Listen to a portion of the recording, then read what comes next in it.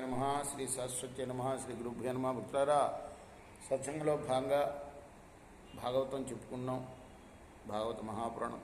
ఇందులో భాగంగా మనం 9 స్కందాలు పూర్తి చేశాం. యథాతథంగా చెప్పుకున్నాం ప్రతి శ్లోకం దాని అర్థం.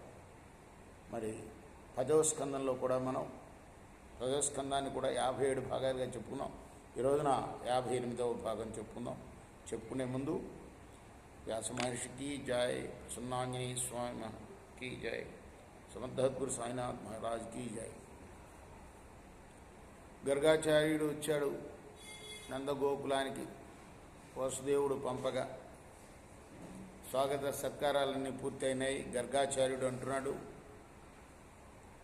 యదూనామహమాచార్య ఖ్యాతశ్చ భూమి సర్వతః సుతం మయా సంస్కృతం తే మన్యతే దేవకీ సుతం కంసః పాపమతి సఖ్యం తవ చానక దుందుభే దేవక్యాశ్చమో గర్భో న స్త్రీ భవితుమర్హతి ఇది సంచింతయన్ శ్రుత్వా దేవక్యా దారికా వచః అపి హంతా గతా శంక తర్హి తన్నో అనయో భవేత్. ఓ నందుడా, నందగోప, నేను యదువంశజులకు ఆచార్యున్నయ్యా. ఈ విషయం నీకు తెలుసు, లోకానికి తెలుసు. నీ కుమారుడికి గనక నేను నామకరణ చేస్తే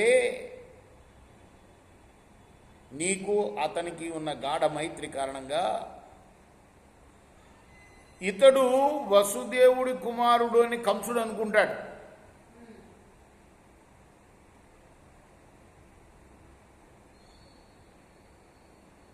వెంటనే యోగమాయ మాట్లాడిన మాటలను వాడు తలుచుకుంటాడు. ఈ బాలకుడు తనను చంపువాడే అని కంసుడు శంకిస్తాడు సుమా. ఈ కారణంగా అతనికి, అంటే ఆ పిల్లవాడికి హాని తలపెడతాడు. ఆ విధంగా మనకు కీడు జరుగుతుందయ్యా అనగానే నందుడు ప్రార్థించాడు. అలక్షితోస్మిన్ రహసి మామకైరసి గోబ్రజే కురు ద్విజాతి సంస్కర్గం స్వస్తివాచన పూర్వకం.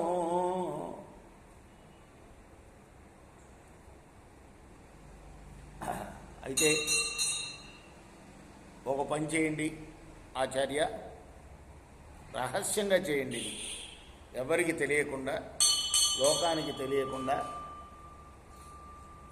గోశాలలో, కష్టంలో,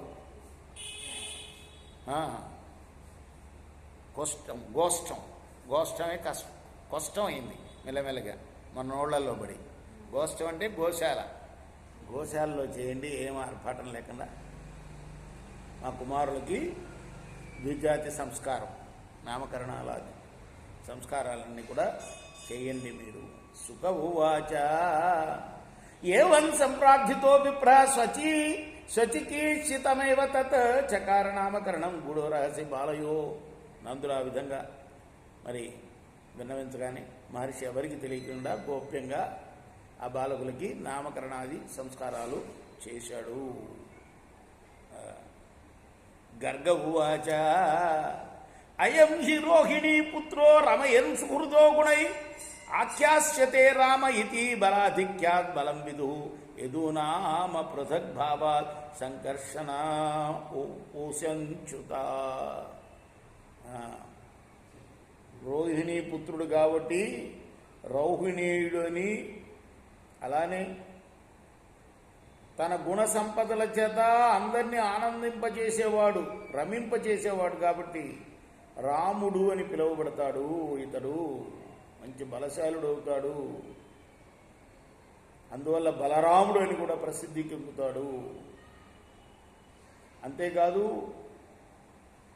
మీకు యదువంశానికి ఎటువంటి భేదం లేకుండా సామరస్యం కూర్చోవాడు కాబట్టి సంకర్షణుడు అని కూడా వ్యవహరింపబడతాడు. కృష్ణార్పణమస్తు. రేపు మనం 13వ శ్లోకం నుండి కొనసాగిద్దాం. శ్రీ సచిదానంద సద్గురు సాయినాథ్ మహారాజ్ की जय. చేకోరా హారతి గో సద్గురునాథ దేవ సాయినాథ.